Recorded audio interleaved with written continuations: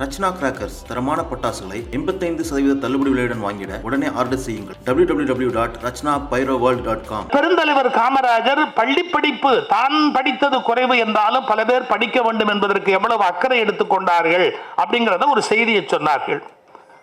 நார்மலா இது மாதிரி வரலாற்றில் நீங்க தெரிந்து கொள்ள முடியாது. நான் தனியா ஒரு இடத்துல தெரிந்து கொண்ட ஒரு நுட்பமான செய்தி பெருந்தலைவரை பற்றி நான் இங்கே பதிவு செய்ய விரும்புகிறேன். அக்டோபர் 2 அவரையும் நம்ம மறக்க முடியாது, அண்ணல் காந்தியையும் நம்ம மறக்க முடியாது. ரெண்டு பேரையும் இணைந்து நினைக்க வேண்டிய ஒரு கடமை இருக்கு. பெருந்தலைவர் காமராஜர் அகில இந்திய காங்கிரஸ் கமிட்டி தலைவராக இருந்த காலம். அவர் வந்து கர்நாடகால சுற்றுப்பயணத்துக்கு போறார். அப்ப நிஜலிங்கப்பா அவர்கள் முதலமைச்சரா இருக்கிறார். அங்க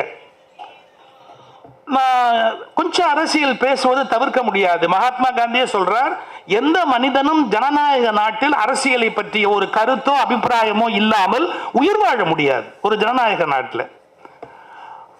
நிஜலிங்கப்பா முதலமைச்சரா இருக்கிறார். ஒன்று தெரிந்து கொள்ள வேணும், காங்கிரஸ் கட்சி ஒரு காலத்தில் ஆட்சியில் இருந்த போது ஒவ்வொரு மாநிலத்திலும் மிக வலிமையான தலைவர்கள் உட்கார்ந்திருந்தார். தமிழ்நாட்டில் ஒரு காமராஜர், அங்க ஒரு நிஜலிங்கப்பா, தேவராஜர், அப்படி போனா நீங்க சித்தார்த்த சங்கர், எங்க போனாலும் ஒரு ஜெயண்ட் அந்த பார்ட்டிக்குன்னு ஒரு மிகப்பெரிய தலைவர்கள் இருப்பாங்க. ஒன்னு நல்லா புரிஞ்சுக்கணும், தலைமை பண்பு பற்றிய ரகசியம் தெரிந்து கொள்ளுகிறவர்கள் எல்லாரையும் கீழே வீழ்த்திட்டு நான் ஒரு ஆள் மட்டுமே மேலே இருக்கணும்னு நினைச்சா அந்த இயக்கங்கள் அவர்களுக்கு பிறகு இறந்து போய்விடும். நான் வளருகிற காலத்திலேயே இரண்டாம் கட்ட தலைவர்களுக்கும் உரிய மரியாதை கொடுத்து வளர்க்க வேண்டும் என்று எண்ணுகிற இயக்கத்தை யாராலும் அழிக்க முடியாது. அதுக்கு என்ன காரணம்னா, உன்னை தலைவன் என்று யார் அறிவிக்கிறான் என்றால் நீயே அறிவித்துக் கொள்ள முடியாது. உனது இரண்டாவது நபர் தான் உன் தலைமையை நிர்ணயிக்கிறான். நீ தலைவன் என்பதையே அவன்தான் உலகத்துக்கு பிரகடனப்படுத்துகிறான். அதனால இரண்டாம் கட்ட தலைவர்கள் என்பவர்களை மதிப்பது என்பது, உருவாக்குவது என்பது மிகப்பெரிய தலைமை பண்பு. அவருடைய ஜவஹர்லால் நேரு அவர்களுக்கு அந்த குணம் இருந்தது. அவருடைய சுயசரிதை வரும்போது சொல்லுச்சு, இப்ப சொல்ற ஒண்ணு தப்பு இல்லை. பொதுவா இப்ப என்ன நினைக்கிறாங்க தெரியுமா, நம்முடைய இப்ப இருக்கிற தலைவர்கள் எல்லாருமே நான் ஒண்ணு அப்புறம் 0000000 நான் மட்டும்தான் ஒண்ணு, பாக்கி எல்லாம் பூஜ்ஜியமா இருக்கணும் அப்படின்னு நினைக்கிறாங்க. தவறு. நீங்க நேரு மந்திரி சபையில எடுத்துக்கிட்டீங்கன்னா ஜெகஜீவன் ராம் ஒரு வலிமையான மனிதர், ஒய்பி சவான் வலிமையான மனிதர், குல்சார் லால் நந்தா, லால் பகதூர் சாஸ்திரி, நீங்க ஒவ்வொருத்தரும் நேரு மந்திரி சபையில இருந்த ஒவ்வொருத்தரும் எப்படின்னு கேட்டீங்கன்னா மனசுக்குள்ள தாம் பிரதமர் ஆகணுங்கிற எண்ணம் உள்ளவங்க. இது இல்லாம இருக்க முடியாது அரசியல்ல, எல்லாருக்கும் அந்த எண்ணம் உண்டு. நேருவோட வெற்றி என்னன்னா 14 பிரதமர்களை கீழே வைத்து அதற்கு மேம்பட்ட பிரதமராக இருக்கக்கூடிய ஆற்றல் நேருவிடத்திலிருந்து ஒரு பெரிய ஆச்சரியம். 12-13 பேர் பிரதமர் அவருக்கு கீழே, ஒவ்வொருத்தரும் சாதாரண ஆள் இல்லைங்க. சர்தார் வல்லபாய் பட்டேல் மாதிரி ஒரு லீடரை பார்க்க முடியுமா? அந்த மாதிரி பிரதமர்களை கீழே வைத்துக் கொண்டு அதுக்கு மேல சூப்பர் பிரதமரா நேருவால இருக்க முடிஞ்சது. நீங்க தமிழ்நாட்டு வரலாற்றையும் அப்படிதான். பெருந்தலைவர் காமராஜர் இருந்த போது சி சுப்பிரமணியம், ஆர் வெங்கட்ராமன், என்ன அர்த்தம் தெரியுங்களா?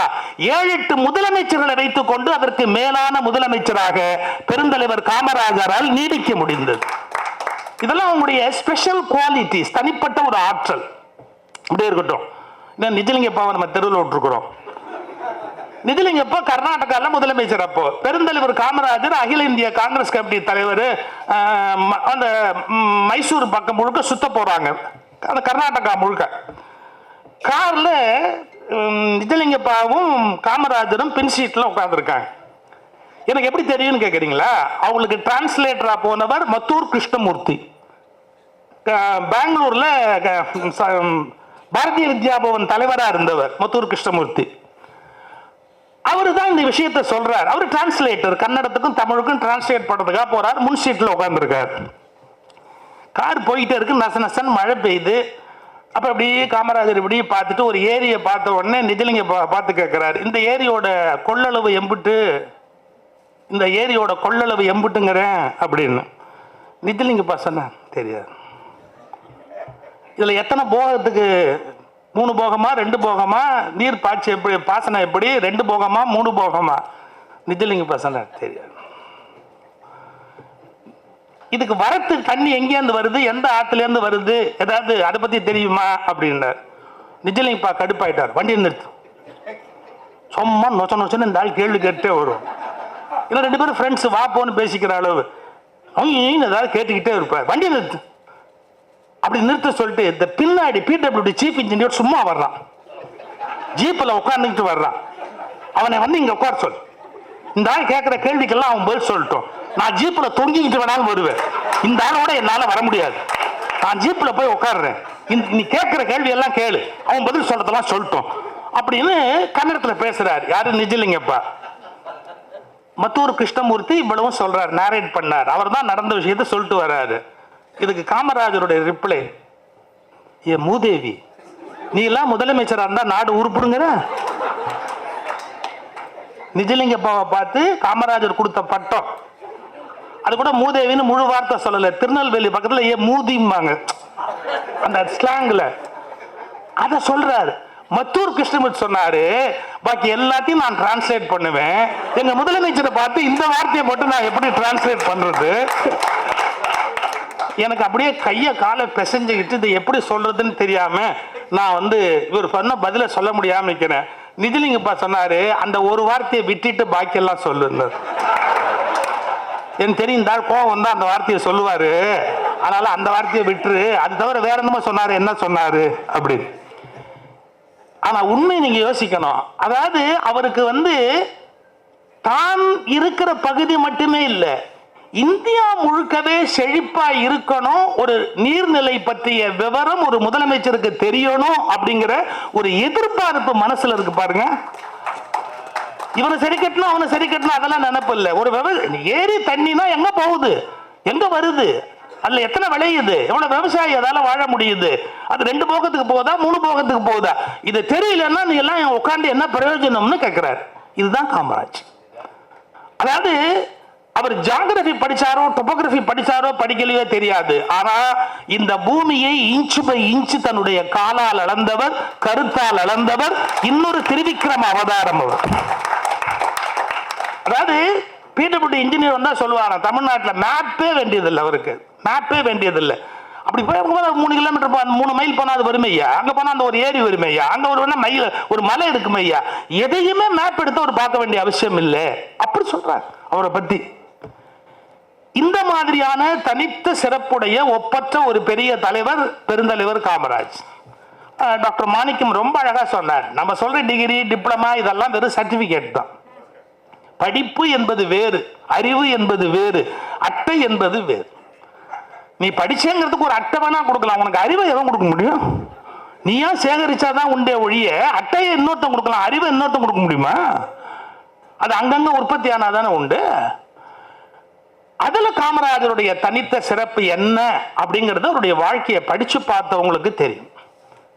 ஒவ்வொரு விஷயத்திலும் அவருடைய நுட்பமான அந்த யோசனை.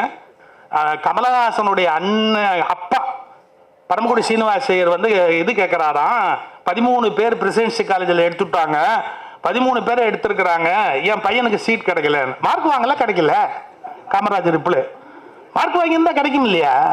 இல்ல இல்ல, அது வந்து எம்எஸ்சி பிசிக்ஸ் 13 பேர்னு போட்டாங்க, இவன் வேற ஃபார்வேர்டு கிடைக்கல அப்படின்னு. சரி சரி, அந்த காலேஜ் டைரக்டருக்கு ஃபோன் போடு. அவர் போட்டு ஏன் கொடுக்கலையாமே, என்ன கொடுக்கல அப்படின்னு. இல்லை இல்லை, அது 13 பேர் தான் கொடுக்க முடியும். ஏன் அதை ஒரு 14 15 ஆக்க முடியாதா?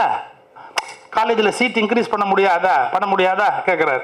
முடியாதுக்கு, இப்போ ஆர்ட் சப்ஜெக்டாக இருந்தால் பண்ணிடலாம், ஃபிசிக்ஸுக்கு லேப் வேணும், கெமிஸ்ட்ரினா லேப் வேணும், லேபில் வந்து நம்ம இன்க்ரீஸ் பண்ண முடியாது, 13 பேருக்குரிய லேப் கெப்பாசிட்டி தான் இருக்குது, அதனால பண்ண முடியாது அப்படின்னு. நான் ஒரு 13 பேரோட உங்கள் வீட்டுக்கு சாப்பிட வரேன்னு சொல்கிறேன்னு வச்சுக்க, நாங்கள் திடீர்னு 23 பேர் வந்துட்டோன்னா என்ன பண்ணுவேன்? ஐயா நீங்கள் வந்துட்டீங்கன்னா என்ன பண்ணுவோம்? 2 தடவை சமைப்போம், பாத்திர பண்டம்லாம் அதே இருந்தால் கூட மறுபடியும் சமைப்போம். அதை பண்ணையா என்ன அர்த்தம்? ஈவினிங் காலேஜ்னு ஒன்று இன்ட்ரடியூஸ் பண்ணுங்கிறத சொல்கிறார் அவர். இன்னொரு போட வேண்டியதானே, ஈவினிங் காலேஜ் அதே லேபை வச்சு இன்னொரு 13 பேர் அகாமடேட் பண்ண வேண்டியதுதானே சார். அவர் மேனேஜ்மெண்ட் MBA சயின்ஸ் எல்லாம் போய் படிக்கல, ஆனா மனுஷனை ஒசத்தணுங்கிற விஷயத்தை நினைச்சதால புதுசா ஐடியா தோணிக்கிட்டே இருந்தது அவர். இப்ப நாங்க பேரண்டிங்னு கிளாஸ் எடுப்போம், அதாவது பேரண்டிங் கிளாஸ். ஒரு 2 மணி நேரம் முடிஞ்சதுக்கு அப்புறம் ஒரு அம்மா எழுந்து கேட்பாங்க, பிள்ளையை எப்படி சார் வளர்க்கணும்? அதை பத்தி தான் பேசியிருக்கோம் 2 மணி நேரமா. அவங்க நிதானமா கேட்பாங்க. இது வரைக்கும் நான் என்னமோ வேற ஏதோ விஷயம் பேசுற மாதிரி, பிள்ளையை எப்படி சார் வளர்க்கணும்? ஏமா இவ்வளவு நேரம் 2 மணி நேரம் அதை தானே சொன்னேன். அதெல்லாம் என் பிள்ளைக்கு ஒத்து வராது சார். இப்ப என்ன பண்ணுங்கிறீங்க? நானும் என்னெல்லாமோ சொல்லி பார்க்குறேன் சார், நடக்கல. அவன் எல்லாம் அத்திட்ட பாய்க்கிறான் சார். நான் ஒரே ஒரு பிள்ளை தான் சொல்வேன். அதாவது நம்ம பிள்ளை மேல நமக்கு அக்கறை இருந்தா புதுசா யோசனை வரும். நான் சொல்றது ரொம்ப ஆச்சரியமான விஷயம். நமக்கு அக்கறை இருந்தா யோசனை புதுசா வரும். நீ நல்ல கவனிங்க, இந்த உலகத்திலே எவனுக்கு தேவை இருக்கோ அவன் தான் கண்டுபிடிப்பானே ஒழிய, எவனுக்கு தேவை இல்லையோ அவன் கண்டுபிடிப்பானா? கொஞ்சம் யோசிச்சு பாருங்க. எவனுக்கு தேவை இருக்கோ அவன் தான் ஒரு விஷயத்தை கண்டுபிடிப்பான். அது மாதிரி நம்ம பிள்ளை உருப்படணுங்கிற அந்த அக்கறை நமக்கு இருந்தாதான் அதை நம்ம கண்டுபிடிக்க முடியும். இந்த நாடு உருப்படணுங்கிற அக்கறை அந்த காலத்து தலைவர்கள் எல்லாருக்கும் இருந்ததால அவங்களுக்கு அந்த புதிய புதிய யோசனைகள் இருந்து கொண்டே இருந்தது. இது பெருந்தலைவர் காமராஜருடைய ஒரு பெரிய ஆற்றல். அது வள்ளலார் முதல்ல ஒரு நிலையில இருந்தார், பின்னால ஒரு நிலையில இருந்தார். அப்புறமா இப்படிலாம் சொல்லலாமா சார்? மற்றவங்கன்னா அவங்கள இப்படிலாம் வளர்ந்தாங்கன்னு சொல்லலாம். அவர் வருவிக்க வந்தவர், அவரை போய் அப்படி சொல்லாமா? கொஞ்சம் பொறுமை. ஓஷோட்ட ஒருத்தர் கேள்வி கேட்டான், கடவுள் எங்க இருக்கிறார் அப்படின்னு சொல்ல முடியுமா? கடவுளுங்கிறது எங்கன்னு சொல்ல முடியுமா? சின்ன உதாரணம் சொன்னார். ஒரு விதை, அந்த விதையை பூமிக்குள்ள போடு, அந்த விதை கொஞ்சம் கொஞ்சமா டெஸ்ட்ராய் ஆகும், அந்த விதை இல்லாம போகும், அந்த விதை காணாம போகும். அப்புறமா அதுல இருந்து ஒன்று மெதுவாக வெளியில வரும், ஒரு இலை வரும், இன்னொரு இலை வரும், அப்படி மேலே போகும். அது பெரிய ட்ரங்க், பெரிய ஒரு வளர்ச்சி வரும், இலை வரும், காய் வரும், எல்லாம் வரும். இதெல்லாம் அப்படி கீழே இருந்து மேலே வரும்போது மரத்தை பார்த்து ஒருத்தன், இது எப்படி வந்ததுங்க? ஒரு விதை, அந்த விதையை காட்டு, விதையை காட்டு அப்படின்னா, அதுதான்டா கரைஞ்சி இந்த இவ்வளவுமா இருக்கு. அது மாதிரி இறை என்கிற ஆற்றல் தான் பிரபஞ்சமாய், பூமியாய், அண்ட வெளியாய் எல்லாமே விரிஞ்சிருக்கு. நீ இப்ப அந்த விதையை காட்டு காட்டு காட்டுன்னா கண்ணு எடுத்தாப்புல கொண்டாந்து காட்ட முடியுமா? அதை உணரத்தான் முடியும். அந்த வித்திலிருந்து இது அனைத்தும் முளைத்திருக்கிறது என்பதை உணரத்தான் முடியுமே ஒழிய அதை காட்டு அப்படின்னா எப்படி காட்ட முடியும்? ஆனா நல்ல கவனிங்க, அந்த விதையை நீங்க போடுறீங்க, செடி வளருது. விதைங்கிறது ஒரு ஸ்டேஜ், செடிங்கிறது 2வது ஸ்டேஜ், மரம் அப்படிங்கிறது 3வது ஸ்டேஜ். அப்புறம் அது என்ன பண்ணுது? இப்போ எங்கள் வீட்டில் தென்னை நட்டோம், தென்னையை விதை போட்டோம், ஒரு தேங்காயை கொண்டு போய் நட்டோம், வந்தது அது, அந்த இலையெல்லாம் வந்தது, தென்னங்கீத்து வந்தது, போது நெடு அது போட்டு போகுது. பக்கத்து வீட்டுக்காரன் திட்டுறான், ஓலை எங்கள் வீட்டில் உழுது சாருங்கிறான். அப்புறம் அவனை சரி கட்டி இப்படியே போய், நாளைக்கு உனக்கு தேவையானாலும் இந்த ஓலை வேண்டி இருக்கும்ல, அதனால தான் இப்போவே அது உன் வீட்டில் விழுது. அப்படிலாம் சரி கட்டிக்கிட்டு எல்லாம் பண்ணி அது மேலே போனால் எதுலேருந்து வந்ததோ அது அப்படியே டேங்கன்னு காட்டுச்சு. எந்த தேங்காயிலேருந்து வந்ததோ அதே தேங்காயை காட்டுச்சு. கடவுள் எது என்று தேடிக்கொண்டே போனால் கடைசியில் அது நம் உள்தான் இருக்கிறது என்பதை நாமே பார்க்கிற ஒரு நிலை வரும். நீங்க எந்த தேங்காயை பூமியில போட்டீங்களோ அது இல்லாத கோலம் எல்லாம் காட்டிட்டு கடைசியில தேங்காய் தான் போய் முடியுது. அது போய் ஒரு 10 தேங்காய், 40 தேங்காய், 50 தேங்காய் தான் மாறுது.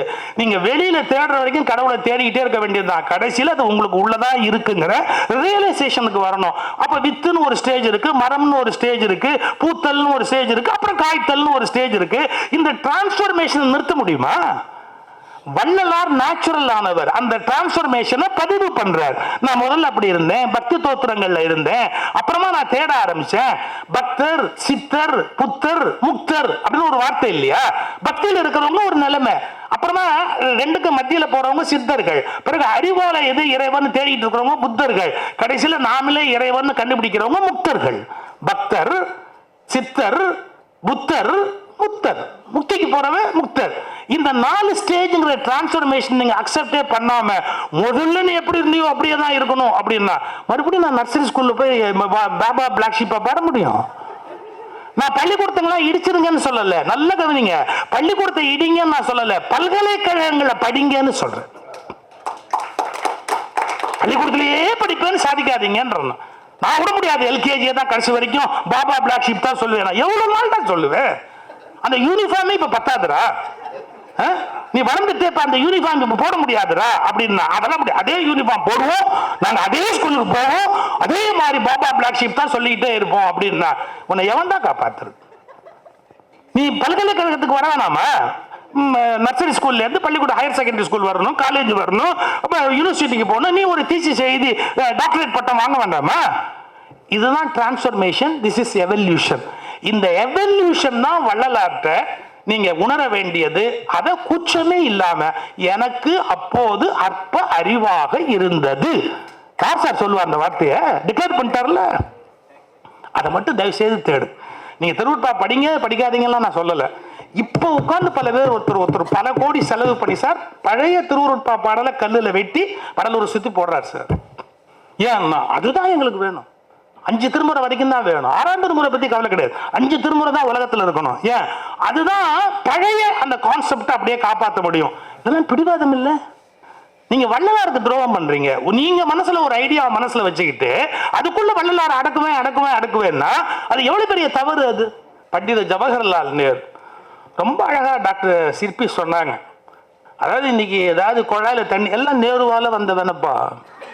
அவர் மட்டும் இல்லாம பட்டேல் வந்திருந்தாருன்னு வச்சுக்கிய குழாயில தண்ணி ஆறா கொட்டும். நேரு வந்ததால தான் கொட்டல. அது கூட ஒரு கலரா கொட்டுது பாருமா. அது ஒரு மாதிரி பச்சை கலர்ல வரல அப்படின்பா. அதாவது விதவிதமா யோசனை சொல்லி நேரு சார் ஒரு மனிதர் இறந்த பிறகு அவர் பிறப்பு பற்றிய விஷயங்களை பேசலாமா? ஒரு மனிதர் காலம், அதாவது இப்படி சொல்லட்டுமா, பதில் சொல்ல வாய்ப்பில்லாத போது ஒரு மனிதனை விமர்சிக்காது. பதில் சொல்ல வாய்ப்பில்லாத போது, அவனுக்கு வாய்ப்பில்லாத போது அவனை பற்றி நம்ம விமர்சிக்க கூடாது. ஏன் சத்தவங்களை பத்தி பேசக்கூடாதுன்னு வேற ஒண்ணும் இல்ல. பதில் சொல்வதற்கு அவங்களுக்கு வாய்ப்பு இல்லாத போது அவங்களை பத்தி நம்ம குறை சொல்லக்கூடாது. இதான் உலக இலக்கணம். அவங்க எழுச்சி வந்து மறுபடியும் பதில் சொல்ல முடியுமா? ஆனா இன்னைக்கு அதை பத்தி கவலைப்படல. வாட்ஸ்அப்ல பாருங்க, பேஸ்புக்ல பாருங்க, நேருவை பத்தி காந்தியை பத்தி அப்பப்பா என்னென்ன அசிங்கமா எழுத முடியுமோ எதையுமே கூச்சம் இல்லாம எழுதுறோம்.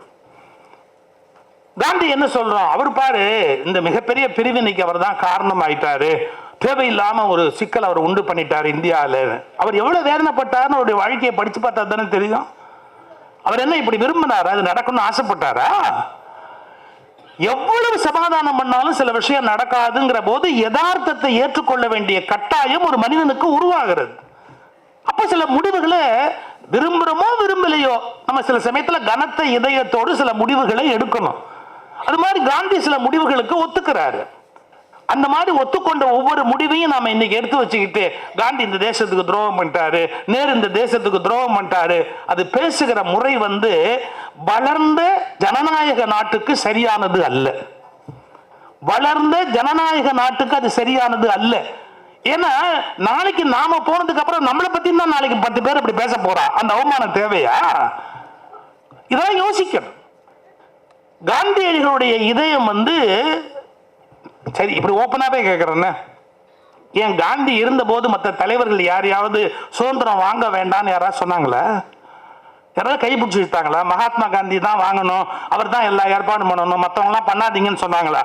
அப்போ சுதந்திரத்துக்கு எதுவுமே பண்ணாதவங்களை இப்ப சொல்லிவிட்டு அன்னைக்கு அப்படி இப்படி பண்ணதால தான் தப்பு வந்து எவன் வேலை பார்த்தானோ அவனை குறை சொல்றது, யாருக்கு வேலையே பார்க்கலையோ அவங்க வந்திருந்தா சரியா இருக்கும்னு பேசினா இது என்ன நியாயம்? சில வீட்டில் ஒய்ஃபை எப்படி பண்ணுவாங்க? நீங்க ஒரு யோசனை சொல்லுங்க. சொல்லவே கூடாது. ஏன்னா அவ சொல்ல மாட்டா. சொல்றவன 1000 குறை சொல்லலாம், எவ்வளவு வேணாலும் சொல்லலாம். செய்யறவன 1000 குறை சொல்லலாம். எதுவுமே செய்யாதவன யார் வேணாலும் ஒண்ணு சொல்லாமே இருக்கலாமே. அது தவறு. எஸ்கேபிசம், தப்பிச்சு ஓடுற ஒரு முறை. காந்தி ஒருபோதும் தப்பித்து ஓடுவதற்கான முயற்சியை மேற்கொள்ளவில்லை. என்ன முடியுமோ அதில் எந்த அளவு நேர்மையை நிலைநாட்ட முடியுமோ அதை நிலைநாட்டி முழுமையான ஒரு தூய்மையோடு வாழ வேண்டும் என்ற முயற்சி. சில குறை உண்டு, சில விமர்சனம் உண்டு. விமர்சனம் இல்லாம யாராவது இருக்க முடியுமா? காந்திக்கு சிக்கனத்துல ரொம்ப நாட்டம்.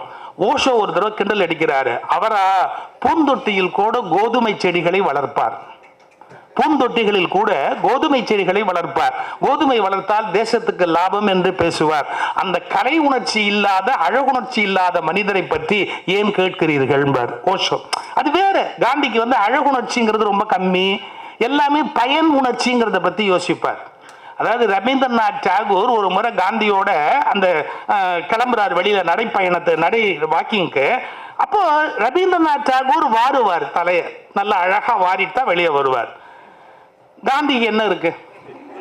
தலை வாரணும்னு நினைச்சா அவர் தலையும் வர மாட்டார், காலும் வர மாட்டார், யாரையும் கால வாரியும் விட மாட்டாரு, தலையும் வர மாட்டார்.